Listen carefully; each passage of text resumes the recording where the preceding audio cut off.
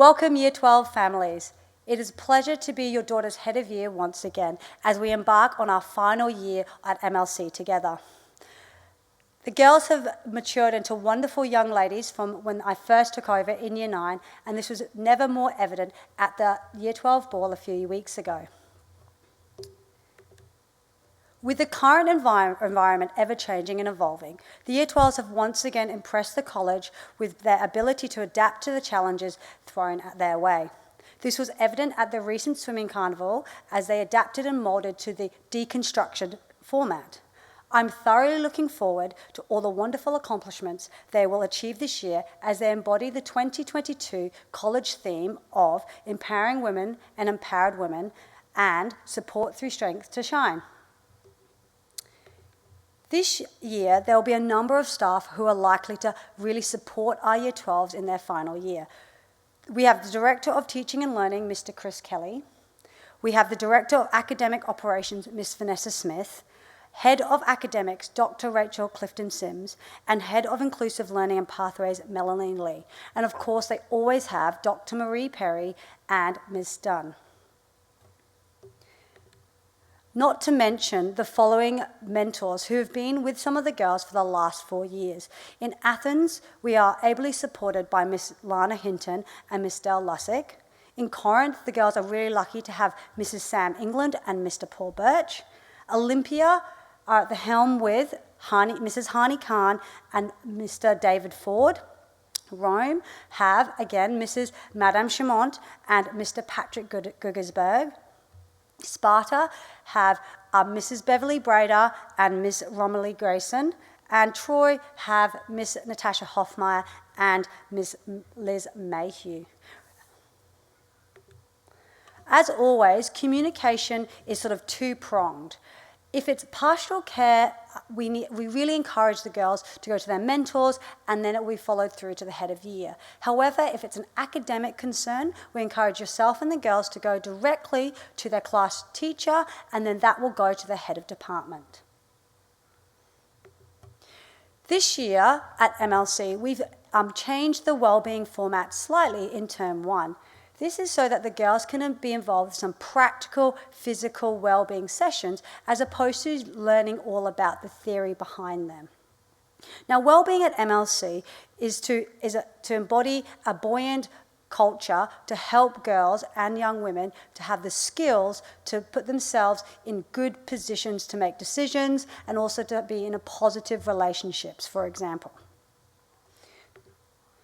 This year, Term 1 is all about participating in the physical activities which I've just mentioned. These involve things such as yoga, colouring in, board games, team games, river walks, as well as free swims and also supping on the river.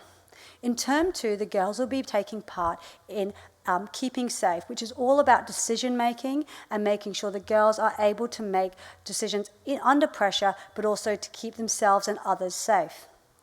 In Term 3, we're going to look at sticking it together. Basically, it's all about acing our exams, life beyond Year 12, and also talking about the levers.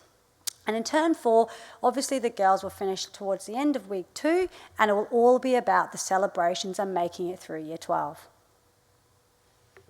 So to help them along the way this year, one of the big things that we offer at MLC is academic coaching. All senior teachers will offer this to the students, and the roster can be found on the Wyvern as well as being emailed to the students. This is a really wonderful opportunity for the girls to have one-on-one or maybe two-on-one time with their classroom teacher or course teacher, and to really develop their understanding about the course content and to ask questions. Now, some day-to-day matters. As per always, if the girls are going to be leaving school, we need them to sign out at the MLH reception. You can either call or email if the girls have an appointment. If you need to contact your daughter during the school day, which sometimes is the case, we do ask that you don't call them directly on their phone, because obviously we don't encourage the girls to have their phone and check them in class, but we do encourage you to contact MLH or myself, or you can email your daughter so that you can contact them in an appropriate manner. Phones. Year 11s and 12s are allowed to have their phones on them, but we obviously encourage them to use these phones appropriately and sensibly. Any misuse of phones and other forms of technology will result in the girls having these devices confiscated. The health centre. The health centre, as always, is a support place for the girls if they're feeling unwell, and we ask the girls to go there should they need anything throughout the day. Should your daughter need to be picked up because she's feeling unwell or something's happened, the health centre will contact you directly. Uniform. Now, the girls are very lucky that they've got the opportunity to wear their winter uniform, or as what we refer to as their Year 12 uniform this year. They can still wear the summer dress in terms 1 and 4. However, I know that the girls do like the privilege of wearing their winter uniforms. Now, as with all years, it's really important that the girls wear their uniforms correctly. Now, they have been able to purchase their Year 12 tie, and the prefects obviously have their special prefect ties. The girls were also all given a really lovely badge as a Year 12 their Year 12 induction assembly, and the girls are allowed to wear that on their ties. Now, as always, in terms 1 and 4, we ask the girls to wear their boaters, and in terms 2 to 3, that they need to be ensuring that they've got their blazers as their outer garment when they're travelling to and from school. PE uniform.